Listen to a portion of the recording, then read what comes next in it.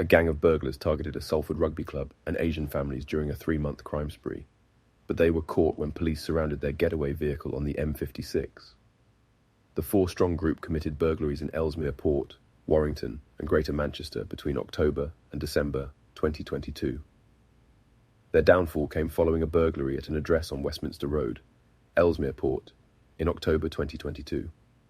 Detectives recovered CCTV footage which showed the offenders gaining entry to the address through a window before stealing cash from inside. The gang then made off in a Ford vehicle, which was later found abandoned nearby. The vehicle had been stolen from the Merseyside area. Officers got a DNA match to Thomas Berry from a screwdriver found inside the car. Further inquiries into Thomas and his associates resulted in police stopping a black Audi A3 owned by Philip Berry on the M56 near Junction to 12 on Wednesday, December 14th. Thomas, Philip, Purcell, and the 17-year-old boy were all arrested at the scene. Upon searching the car, officers discovered a quantity of cash, face coverings, gloves, and mobile phones. Further inquiries revealed that the items had been used in 2 burglaries in Warrington earlier that day, one at a residential address on Pasture Lane, and another of a takeaway restaurant on Padgate Lane, where the offenders stole cash. Officers also linked the gang to a stolen BMW which was found abandoned in Warrington. The vehicle had been reported stolen from the Rochdale area on Monday the 12th of December. The same car was also used in a burglary in Cadishead, Greater Manchester, on Tuesday the 13th of December, where the gang stole cash which had been collected as part of fundraising for a local rugby club. All 4 members of the gang were subsequently charged with conspiracy to commit burglary. Today, Thomas Berry, 27, Philip Berry, 27, and Adam Purcell, 34, all appeared at Chester Crown Court, where they were sentenced to a total of 13 years in prison. Philip Berry, of College Fields, Wrexham, was jailed for 4 years and 2 months, while his twin brother Thomas, also of College Fields, Wrexham, was sentenced to 4 years and 1 month. Purcell, of Chester Road, Frodsham, was jailed for 4 years and 9 months. The sentencing of a 17-year-old boy from Frodsham, who has been convicted as part of the investigation, has been adjourned. All 4 offenders had earlier pleaded guilty to conspiracy to commit burglary. Philip Berry also admitted driving while disqualified and driving without insurance. Detective Chief Inspector Ian Murray, head of Cheshire Constabulary's Serious and Organised Crime Unit, said, "I welcome the sentences that have been handed out today, and I hope that they provide reassurance to the victims and the wider community. The financial impact of burglary can be significant, but it's the emotional effect of being burgled, which often lasts much longer and should never be underestimated. As a force, we understand this, and we hope this conviction goes as a warning to criminals who are looking to come to Cheshire, that in policing there are no borders. We work together to get criminals off our streets and behind bars where they belong." Police raided a counterfeit street shop masquerading as a fast food takeaway. 4 men were arrested after a counterfeit shop disguised as a takeaway was busted by Greater Manchester Police, GMP. The men were on their lunch break yesterday, June 9th, when they were disturbed by the raid, said the force. Despite working in what appeared to be a takeaway in Bury New Road, Cheetham Hill, the men weren't eating food made in their own business and had instead gone to another takeaway. Besides being extremely unhygienic, the business wasn't a fully functioning takeaway. It was a front for yet another counterfeit goods store, explained GMP. Above the takeaway, officers discovered a large counterfeit shop and seized numerous items including clothes, shoes, perfumes, and jewellery, as well as a quantity of cash.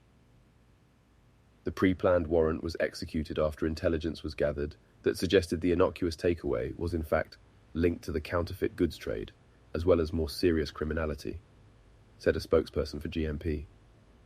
The 4 men, aged 43, 42, and 2 aged 32, were arrested on suspicion of conspiracy to commit trademark offences and were taken into police custody for questioning.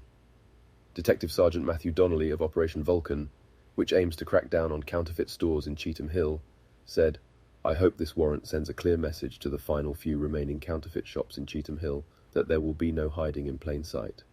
The response from partners was once again fantastic, and with help from Greater Manchester Fire and Rescue Service and Manchester City Council. We were able to issue various closure notices to the entire building, owing to serious concerns around its safety and food hygiene issues.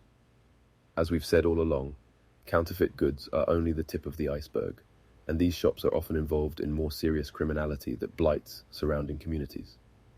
The building was also totally unsafe and puts anyone entering it at risk.